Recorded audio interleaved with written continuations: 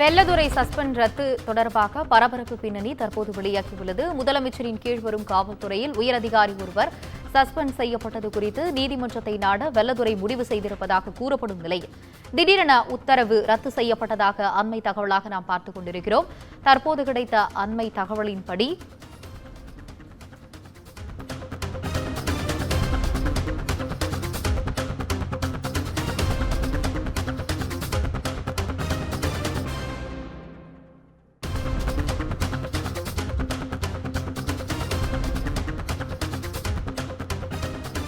வெள்ளைதுரை suspend ரத்து பரபரப்பு பின்னணி. இது குறித்த விரிவான தகவல்களை நமது செய்தியாளர் சுப்பிரமணி வழங்க கேட்கலாம். வணக்கம் சுப்பிரமணி. வணக்கம். உங்களுடைய தகவலை பதிவு செய்யுங்க. கூடுதல் எஸ்பி வெள்ளத்துரை நேற்றுடன் ஓய்வு பெற்றிருக்கிறார். அவர் ஓய்வு பெறக்கூடிய நாள் அன்று அவரை சஸ்பெண்ட் செய்து மாநில உள்துறை உத்தரவிட்டிருந்தது.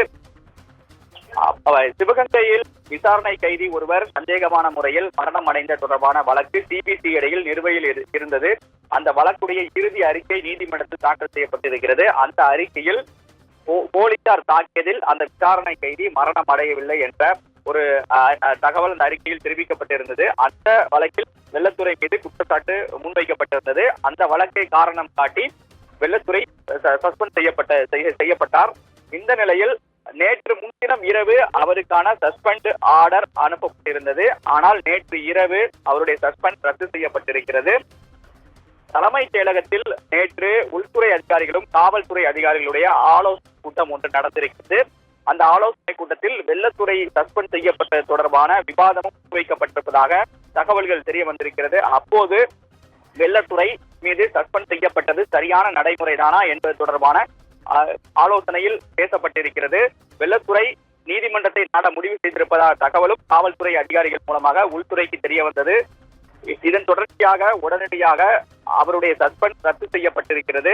அது மட்டுமல்லாமல் வெள்ளத்துறை மீதான மனித உரிமை ஆணையத்தில் உள்ள 2 வழக்குகள் தொடர்பான அவரது ஓய்வூதிய பலன்களில் இருந்து ஒரு வழக்கிற்கு 3 லட்சம் ரூபாய், மற்றொரு வழக்கிற்கு 2 லட்சம் ரூபாய் என 5 லட்சம் ரூபாய் பிடித்தம் செய்து அதன் பிறகே ஓய்வு பெறுவதற்கான அனுமதியை உள்துறை நேற்று இரவு வழங்கியிருந்தது. அதன் தொடர்ச்சியாக அவர் நேற்று பணி ஓய்வு பெற்றார். அது மட்டுமல்லாமல் உள்துறை அதிகாரிகளுக்கும் காவல்துறை அதிகாரிகளுக்கும் இடையே ஏற்பட்ட கருத்து வேறுபாடு காரணமாக இந்த சஸ்பெண்ட் நடவடிக்கை எடுக்கப்பட்டதாக காவல்துறை வட்டாரத்தில் பெரும் சலசலப்பை ஏற்படுத்தியிருக்கிறது. இது தொடர்பாக விவாதமாகவும் இந்த சம்பவம் ஏற்பட்டிருக்கிறது. இது மட்டுமல்லாமல் சஸ்பெண்ட் செய்யப்பட்ட வெள்ளத்துறையுடைய உத்தரவு நேற்று இரவே ரத்து செய்யப்பட்டு அதற்கான உத்தரவு நகலையும் வெள்ளத்துறைக்கு உள்துறையின் மூலமாக அனுப்பப்பட்டிருந்தது. உங்களுடைய விரிவான தகவலுக்கு நன்றி சுப்பிரமணி.